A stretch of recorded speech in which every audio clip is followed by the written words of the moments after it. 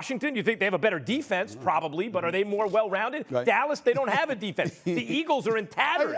The Giants are the answer. Really? So we just go take up 5 minutes talking about Danny Dimes and then 3 minutes.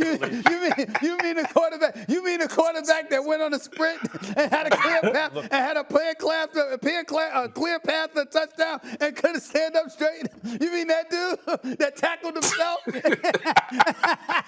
I gotta tell you, it's Daniel? funny. It's funny. Hey, listen. You mean the latest dude that was given a nickname by Molly that didn't pan out? You mean that guy? Let me tell you something, okay?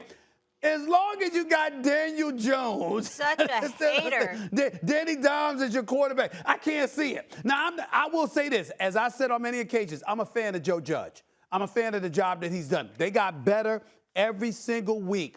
I believe in that guy. I believe in his coaching ability. I don't believe they will stick up the joint. That's why I don't have him in last place. But first, over Dak and the Cowboys with that offense, first, over Washington and that defense, first, with Ron Rivera coaching the Washington football team. It's really interesting how, you and Molly get caught up in the New York Giants. See, this is what y'all do. Y'all set yourself up in disappointment. It's a damn shame. Giants ain't coming no damn first place. And I love Saquon Barkley.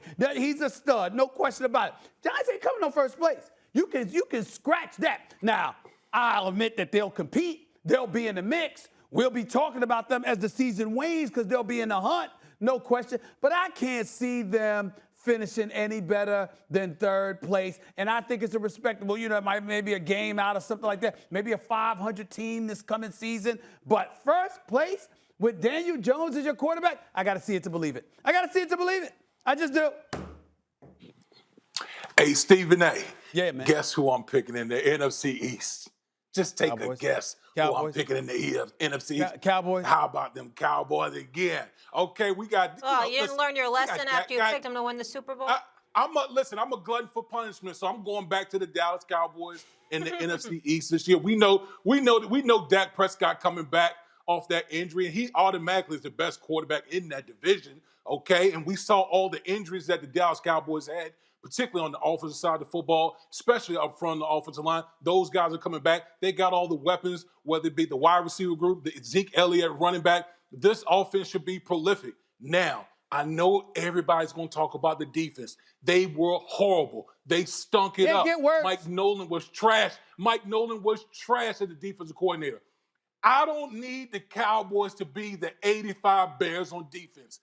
I just need Dan Quinn, the new defensive coordinator, just be average. Be average. Don't go out there and give up 160 yards rushing per game. If you can avoid that, Dallas is going to win this division because guess what? I like some of the moves the Washington football team made, but when it comes to Ryan Fitzpatrick, we don't know what Ryan Fitzpatrick we're going to get. One week he's throwing for 450 yards, and next week he's throwing for 4 interceptions. We don't know what he's going to bring. And as far as the New York Giants, listen, I am a fan of Joe Judge. I think he brings a no-nonsense approach, discipline, all that. But the quarterback, Danny Dimes, come on, man. Come on, let's see please. a season. Let's see a season. First of all, they're going to draft another offensive lineman. They're going to have talent on the line. Let's see a season with Saquon Barkley. That was huge. Saquon has an enormous effect. And let me tell you another story about a young Giants quarterback drafted, and it wasn't going so great coming off not such a great year without high expectations at that point. And they acquired a premier wideout, Plexico Burress, and happened to win the Super Bowl with Eli Manning under center. And he was the #1 overall pick. But there were grumblings about Eli. And it's not exactly the same. That was 3 years after he was drafted. But here, a couple years after Danny Dimes is drafted, after a promising rookie year, he went backwards year 2, at least didn't develop. They sign a premier wideout. Golladay, when he's on the field, is a real #1. That's what that offense is missing. Max, and unlike the guys you mentioned, Dallas doesn't have a defense. Washington doesn't have an offense. The Giants have a chance to have both. Max, here's the problem. You said it yourself. When he's on the field, that's the problem with Kenny Golladay. He misses a lot of time because he's injured. So you're investing all this money into your potential #1, and he can't. He's always in the ice tub. That's the problem here, Max. That's why I don't really like that move. Well, look, they added a lot of pieces. Galladay probably came a little cheaper than he would have been had he been available all the time because he wasn't hurt. So you got an injury-prone number one. Yep.